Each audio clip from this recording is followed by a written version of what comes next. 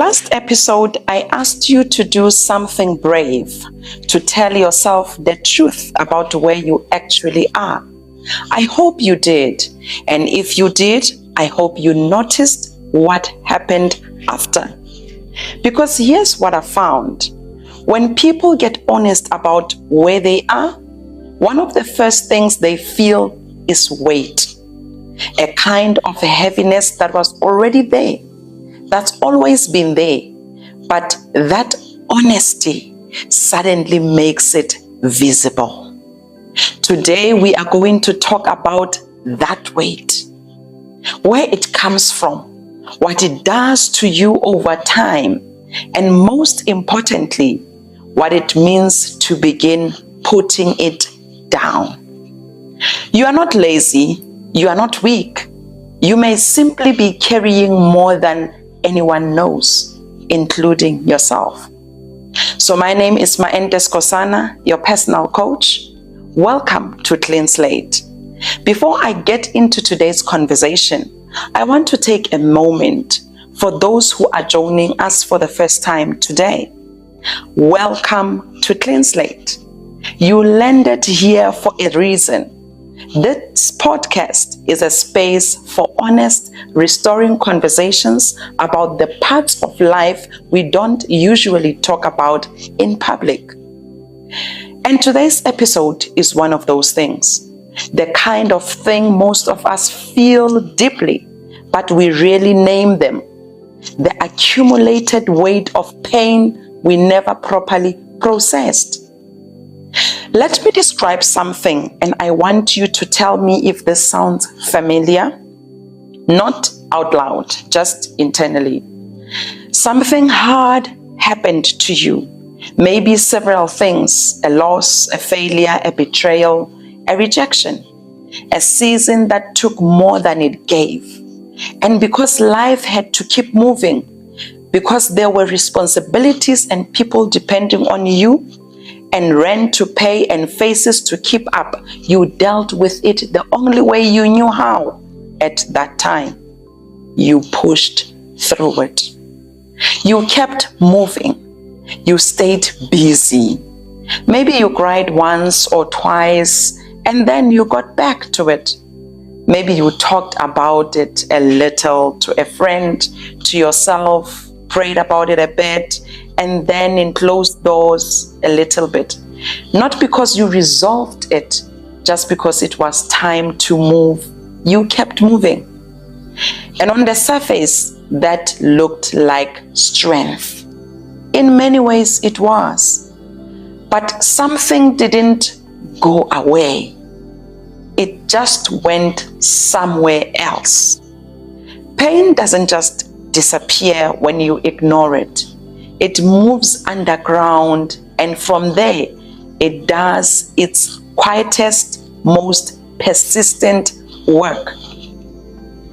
Here's what unprocessed pain does. It doesn't usually announce itself loudly. It doesn't say, "Hello, I'm grief. From 5 years ago, you remember? I've come back to be addressed." Instead, it shows up in patterns, in reactions that feel bigger than the moment, in the way you shut down when something touches a tender place, in the quiet dread of certain situations, in the relationships that keep repeating the same dynamic, in the exhaustion that doesn't respond to sleep. That is pain. It shows up as the reason why you want to change, but can't quite make yourself. Why you keep going back to those things that don't serve you. Why success feels frightening, or intimacy feels dangerous, or hope feels naive. It's not that you are broken. It's that you are carrying something unresolved in you. And it's using up the energy you need to move forward. You keep trying to build on unstable ground, not because you are foolish, not because nobody told you the ground needed a clearing first.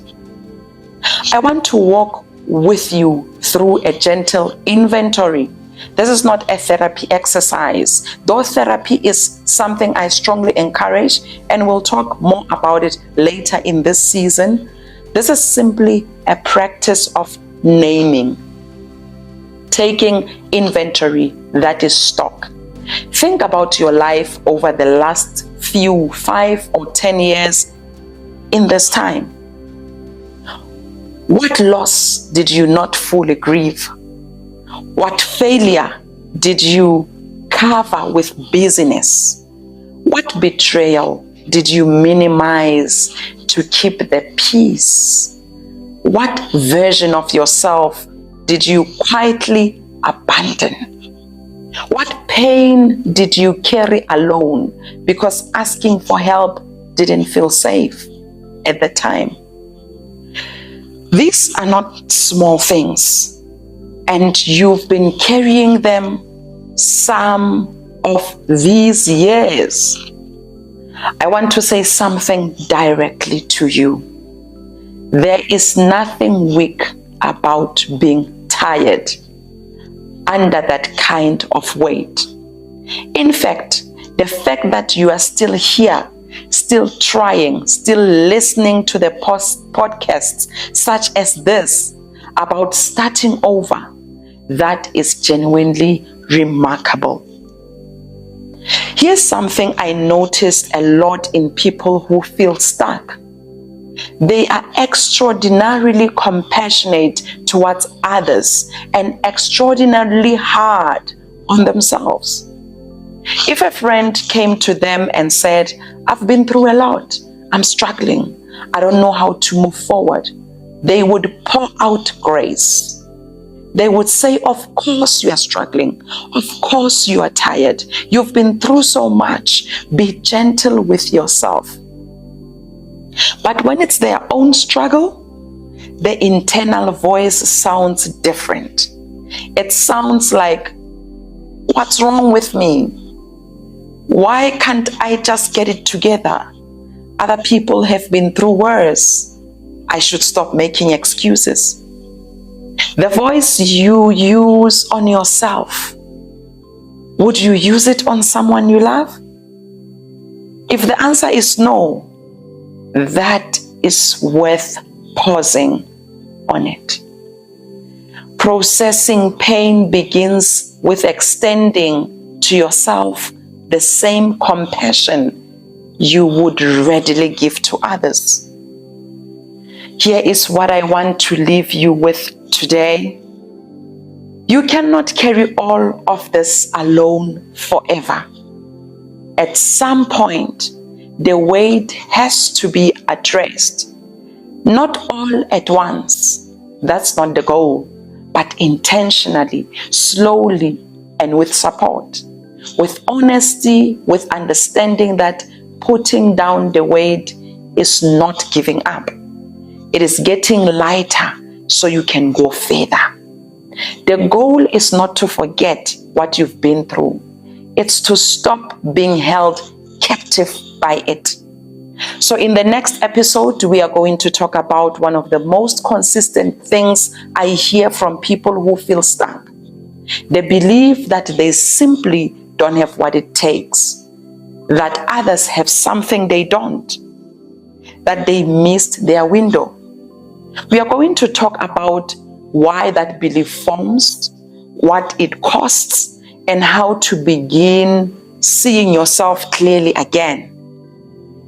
So if this episode sat with you, please share it with someone in your life who is carrying some form of weight right now and doesn't know that there is space to put it down.